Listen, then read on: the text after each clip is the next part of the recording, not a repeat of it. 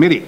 As a soldier, as a lawyer, as a professor of law, and a Canadian, I wish to salute you for your work and more particularly for your unrelenting support for our men and women in uniform and your very legitimate and appropriate quests for transparency and accountability in the management of all aspects related to the Afghan mission. As I understand it, and at the risk of understating the issue, so far you have been frustrated in your efforts to become informed about various aspects of the mission, including but not limited to the handling of or mishandling of detainees, a subject which I will address briefly before closing. The frustration is shared by many Canadians as, in the end, in our system of government, I believe people expect their elected representative to hold the executive branch to account and to provide parliamentary oversight to those charged with the governance of our country. This is not a pious statement. It is the very essence of democratic, accountable, and representative government. And from my perspective, there can be no more crucial moment to have our democracy come alive and demonstrate its utility than when the lives of our sons and daughters are in harm's way in the defense of Canadian ideals and values. As many of you know, I appeared before this committee almost a year ago. At the time, I recommended that a special procedure be put in place to allow this committee to perform its exacting function in a loyal and informed manner. At the time, I suggested that members of the committee be granted an unfettered right of access to information similar to that held by Privy Council Office and departments such as the Department of National Defence and the Department of Foreign Affairs and International Trade, to name a few. The short answer is yes.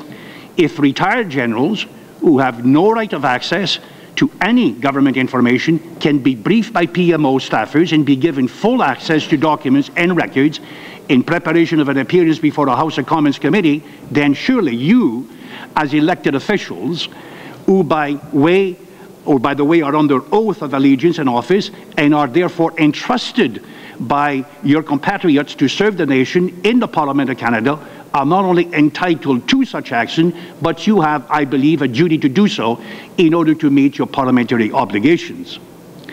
Given my past experience in and out of uniform and my knowledge of the law, I am mindful and respectful of the need to control and to protect classified communication and its use as well as its disclosure. However, I am aware that unless you, as the member of the committee, have access to both classified and unclassified information, you will not, as a body, be in a position to fully assess, comprehend, review, and evaluate any and all aspect of the Canadian Forces mission in Afghanistan, including, but not limited to, the overall detainee issue.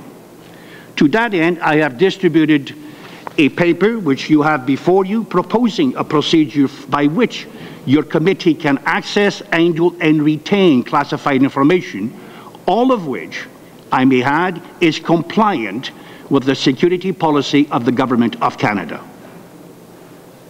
Now, members of the committee, I feel also duty-bound to tell you that you are not alone at experiencing difficulty at keeping government accountable. It will come as no surprise that the access to information legislation, which has been characterized by the court as being quasi-constitutional and whose overarching purposes has been determined by the Supreme Court as, and I quote, to facilitate democracy by helping to ensure that citizens have the information required to participate meaningfully in the democratic process and that politicians and bureaucrats remain accountable to the citizenry.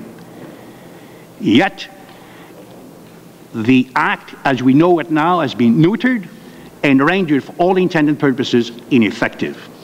Bluntly put, the access regime is dead in the water. And if I may, that, in my estimation, affronts the democracy and certainly our quest for transparency and accountability, and it is grave and troubling as we are blocked out or locked out of having access to government information, not only about the Afghan mission, but particularly about the Afghan mission itself. Now, before closing, allow me to say a few words about the detainees issue. Obviously, the government has been largely unresponsive, if not obstructive, to requests for documentary records about the detainee transfer process.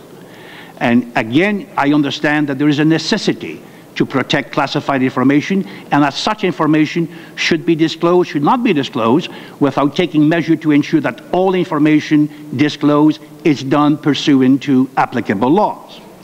However, I believe that the testimony that has already been given is deeply troubling and demands a probing examination of all the facts be conducted in order, if nothing else, that we learn from that experience. And if no other reason than to protect, defend, and safeguard the reputation of our soldiers, many of whom have lost their lives serving under the Canadian flag in Afghanistan. Hence, I believe that Parliament needs to leave no stone unturned in order to get to the bottom of this story, and this is why I am providing you with a short summary of avenues that to get access to information while making sure that the information is disclosed and used according to the existing legislative and policy frameworks.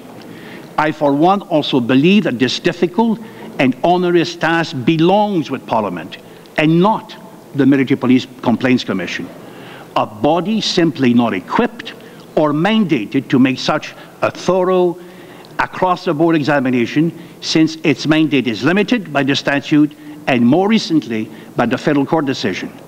After all, Parliament is supreme, so basically the buck stops here.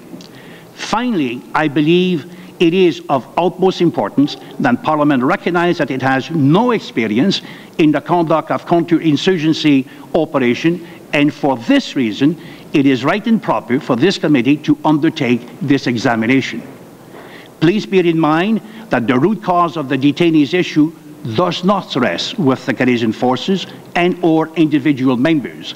Instead, there must be a thorough and critical non-partisan examination of the policies and the procedure put in place and maintained by central government agencies and institutions such as the PCO, DFET, National Defence Headquarters, and possibly CSIS, to name but a few prominent ones.